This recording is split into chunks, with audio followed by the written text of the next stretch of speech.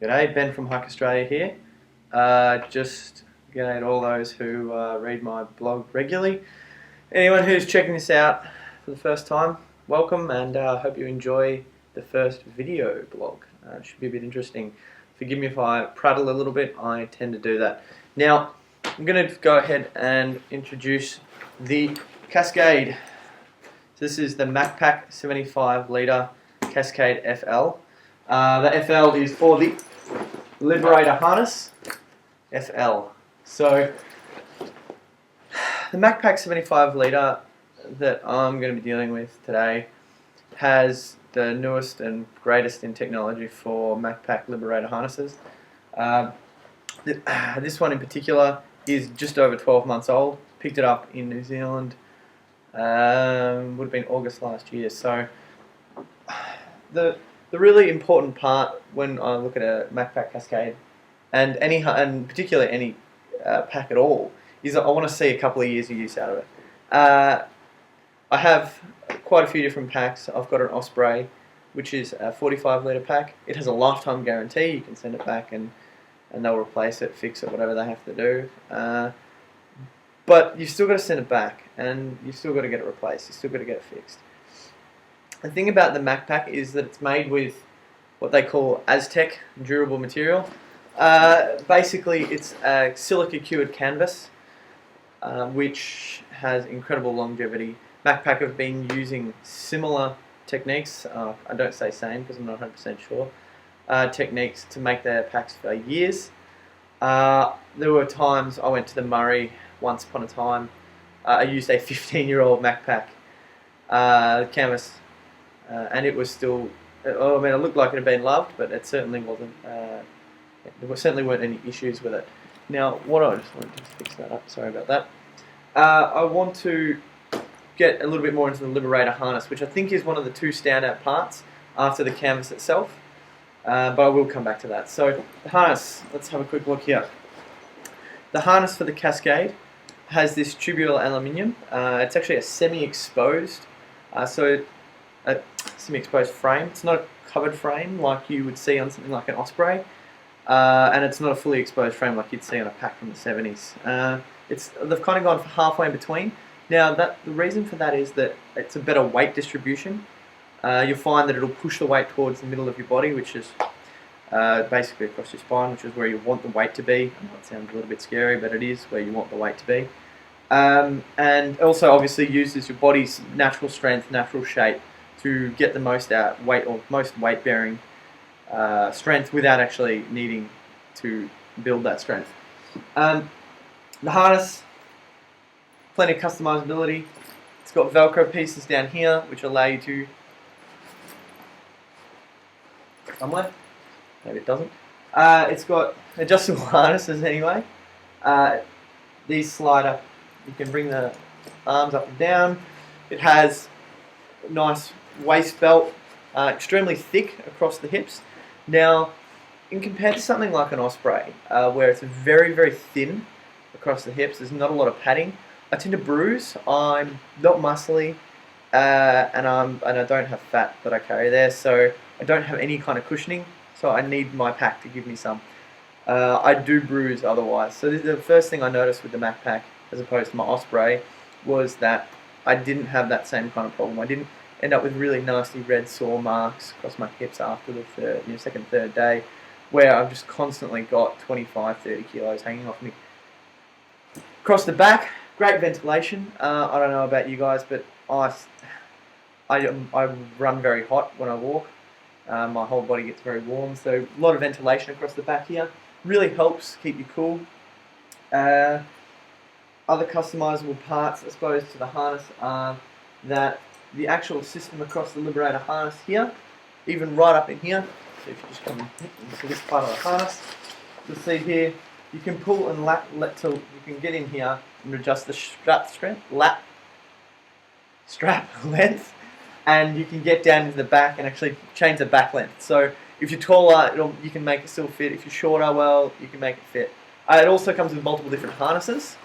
So the Liberator's got small, medium, large, 1, 2, 3, 4, 5, I think, depending on the sizing system they use.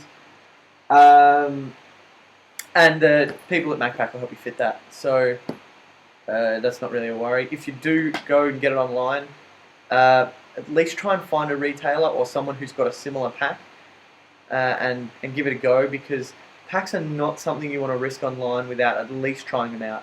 You want to put some weight in it and make sure it suits you. Because as much as this is my ideal pack, it doesn't necessarily mean it's yours. Now, okay, continuing, Liberate harness, absolutely fantastic. Weight distribution is perfect. I find I can carry almost 5 or 6 kilos more, so something like 20% more than if I'm hiking with something else similar like an Osprey. That being said, you don't need to carry that extra, so it just makes it feel lighter. Now, getting back to the Aztec canvas, I think one of the most important parts is that it means I don't have to carry a waterproof cover. I don't have to carry one of those waterproof things you pull over the top, and I don't have to have plastic bags all strewn through my bag. I do have a new bag inner that I use sometimes, but it's not necessary. Now, apart from that, it also has these great thick, heavy zips, which are very, very waterproof. It's got an incredible amount of space in the base here. So I'll just open that up for you. It's got a very heavy zip. Bear with me. You can actually see it in here.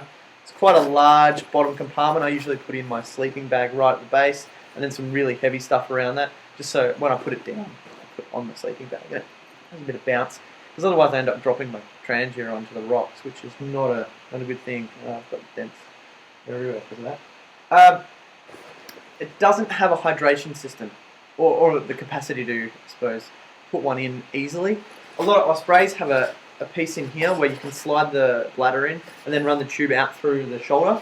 There's nothing like that for the Macpac. It's really made, I suppose, for durability, and putting holes in it and things like that might affect that. I know the newer ones do have the capacity for a bladder. I don't know where it is, so I'm sorry I can't help you there. What I do is I put it in the side. There's this huge pocket in here. It easily fits a 2-3 litre bladder, and I just leave that whole component in there, that whole hole in there, just for the bladder and any other readily accessible things. Only other problems I've found with Macpac, this top lid, while I've just been raving about how waterproof the pack is, across the stitching at the front, where the Macpac symbol is, and also just across this part here, I do find that it leaks a little bit, but what I put in the top is generally very light things, and I generally double bag anything that I'm putting in there because I know that it's going to leak or could potentially leak. Apart from that, the Macpac is a great pack. It's huge on the inside. I mean, it's a TARDIS on the inside. I'll show you. I've got here my Macpac Olympus, which is my Star Child tent.